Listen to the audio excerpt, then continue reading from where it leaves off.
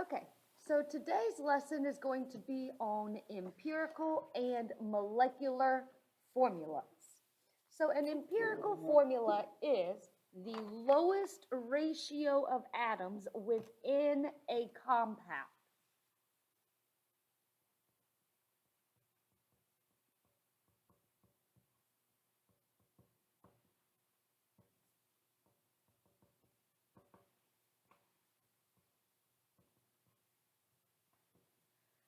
A molecular formula is the actual formula of a compound, and it may or may not be the same as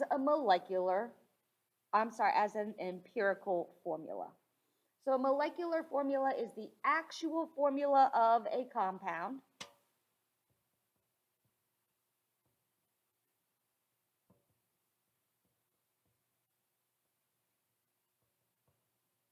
And it may or may not be the same as an empirical.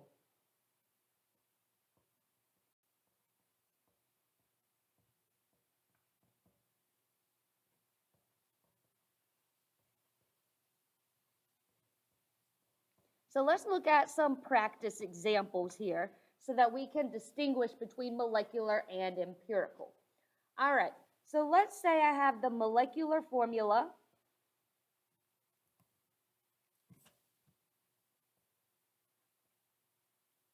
C2H6.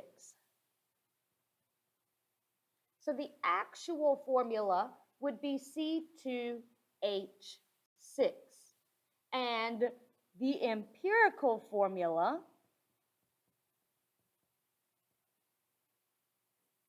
is the lowest ratio of atoms. So if I was to reduce this down, the common denominator here is 2. So 2 divided by 2 is 1, and 6 divided by 2 is 3. So my empirical formula here would be CH3. My molecular formula, MgO. This is already reduced down to its lowest ratio. So the empirical formula in this case is the exact same as the molecular. P4O10. All right, again, this can be reduced down by a factor of 2. So 4 divided by 2 is 2, and 10 divided by 2 is 5. So in this case, the empirical and molecular formulas are not the same. All right, let's do one more example. CH4. CH4 cannot be reduced any further, so its empirical formula is the same. So sometimes the empirical formulas are the same as the molecular, and sometimes they are not. Now, when we are doing an empirical and a molecular formula problem, we have a couple of rules. All right, so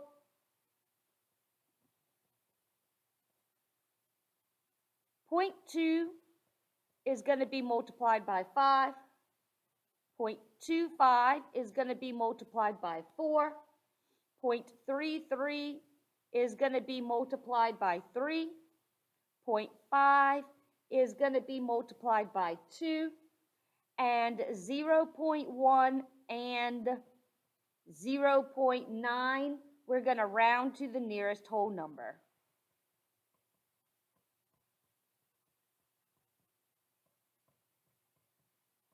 All right, so there's our rules for completing molecular and empirical formulas.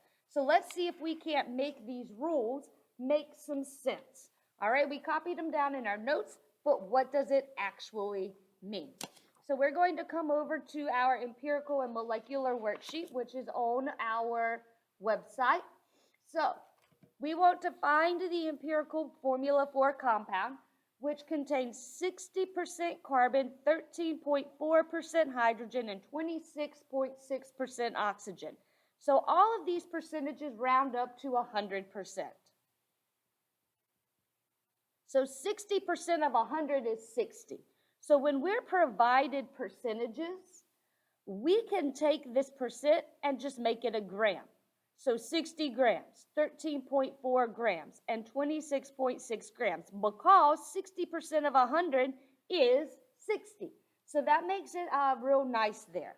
So what we're going to do, step one, we are going to take our masses that are provided to us, and we are going to convert them into the mole. So if I have 60 grams of carbon, I can convert this into the mole using the mass from the periodic table, where 1 mole is the mass from the periodic table, and in this case, carbon is 12.01. Now, I'm going to go out at least 4 decimal places. You want to go out at least 4 decimal places here because rounding causes errors. So we want to minimize our rounding. We're going to do the same thing for hydrogen. I have 13.4 grams of hydrogen. So I'm going to convert that into the mole using the mass of hydrogen from the periodic table, which is 1.01. And again, we are going to go out at least 4 decimal places. So when I plug that into my calculator, there's my value. And the same thing for oxygen. 26.6% times 100 is 26.6 grams. And the mass of hydrogen on the periodic table is 16. All right, so I am going to go out at least 4 decimal places. So when I plug in this value, 26.6 divided by 16, I get 1.6625. Now, my next step, I am going to divide everything by the smallest number possible. So what is my smallest number? 1.6625. These are my smallest moles. So I'm going to divide everything by 1.6625. So 1.6625 divided by itself is 1. 13.2673 divided by 1.6625 is 7.98. And 4.9958 is divided by 1.6625, 3.00. Now this is where my rules come in. And my rules told me, wait, hold on, I just pulled out the wrong rule page. Sorry. My rules told me 0.1 and 0.9 round to the nearest whole number. So 3.0 is 3. 7.9 rounds to the nearest whole number, 8. And 1 doesn't need to round, so that's just a 1. So what does this mean? I have 3 carbons. I have 8 hydrogens. And I have 1 oxygen. So my empirical formula here would be C3H8O. So let's do another example. A compound is said to have 74.51% lead and 25.49% chlorine. So we're going to start and make sure you label your work. Notice when I put in my value here, I'm labeling it as lead.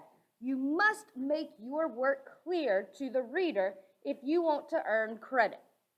And 24.49%, 25.49% chlorine. All right, so here's my chlorine, 25.49%. We're just going to make that a gram. Now, we are going to convert using the mass from the periodic table. So when I go to my periodic table, what do I find? I find the mass of lead to be 207.2.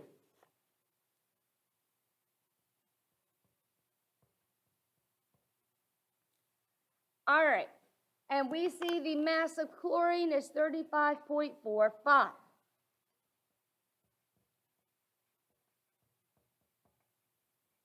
All right, so now what am I going to do?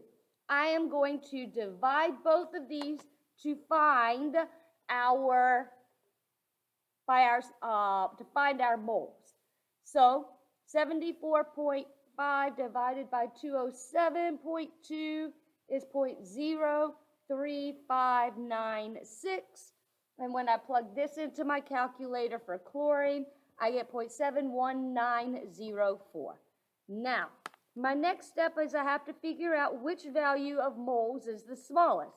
All right, 35.96 is the smallest. So I'm going to divide everything by this 0.3596 value. So I have one lead, and 0.71904 divided by 0.3596. When I plug that in, I get 1.9995. So again, here's my rules. 0.9 rounds to the nearest whole number, so that's going to round to a 2. So what does that mean? I have one lead, and I have 2 chlorines. Lead 2 chloride. Let's do one more practice example using our multiplication rules that I gave you so that we can figure out how these rules work. All right, so let's say I have a sample that is 70% iron and 30% oxygen. Step 1, I'm going to take my iron percentage and make it a gram and convert it using my mass from the periodic table into moles. And I'm going to do the same thing for my oxygen. I have 30% oxygen, so that's 30 grams.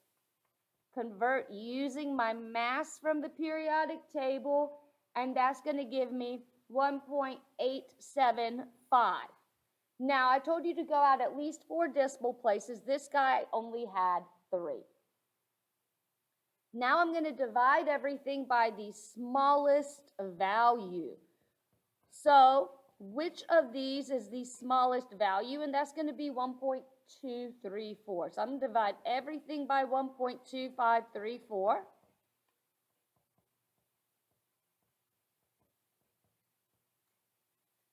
And what do I notice?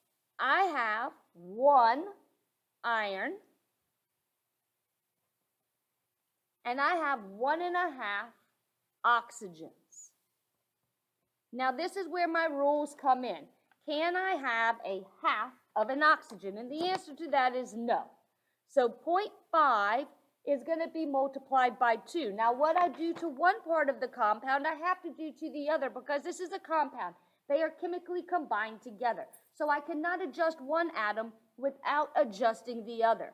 So I'm going to multiply the entire thing by 2. So 1 times 2 is 2. And 1.5 times 2 is 3. So here we go, Fe2O3, and that would be iron 3 oxide. Now, what about a molecular formula? A molecular formula is going to have some data that is experimental. So we have to find some experimental data, and that will be provided for you in the problem. So we want to know what is the molecular formula for a gas that has an experimental molar mass of 46 grams per mole and the empirical formula NO2. So in the lab, I determined that the mass of the compound was 46 grams per mole. So what we are going to do is we are going to take the experimental molar mass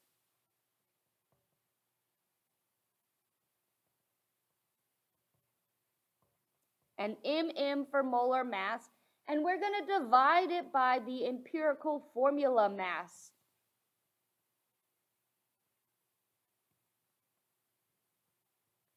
All right, so the experimental molar mass is 46 grams per mole, and the mass of NO2, so one nitrogen, which is going to be, if we were, let's just do this off up to here, nitrogen has a mass of 14.01, plus there are two oxygens. Each oxygen is 16 according to the periodic table.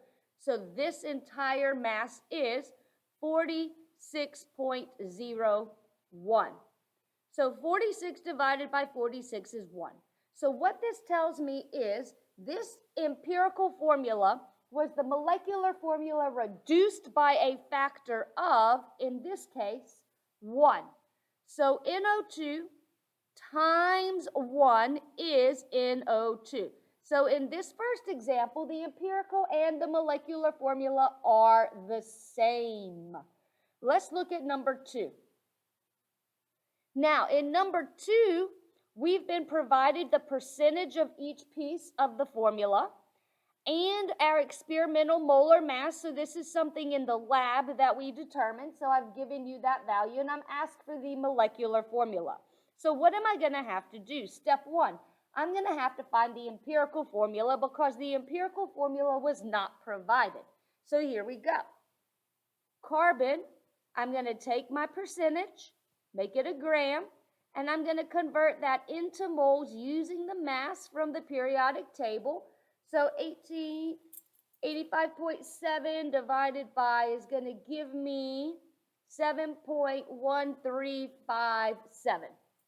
And I'm going to do the same thing for hydrogen. And I have 14.3%, which is going to be a gram, and our mass from the periodic table. So when I plug that into my calculator, I get 14.1584. So now next step, I'm going to divide everything by the smallest number of moles, which in this case is 7.1357.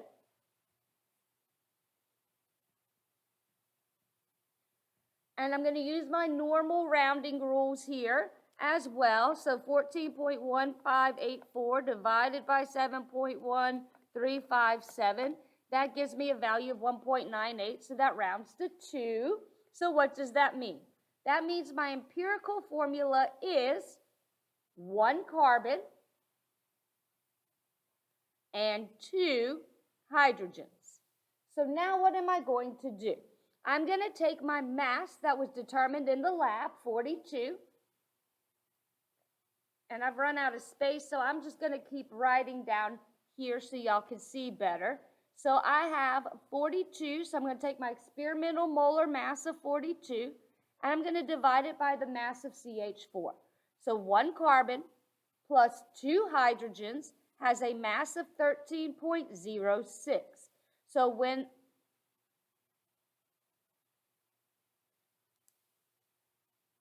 I'm sorry, it does not. It has a mass of 14.03. So 1 carbon plus 2 hydrogens is 14.03. So 42 divided by 14.03 is 3. So I'm going to take my CH2 and I'm going to multiply it by 3 because I have reduced my molecular formula by a factor of 3.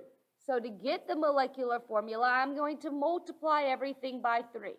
So 1 times 3 is 3, and 2 times 3 is 6.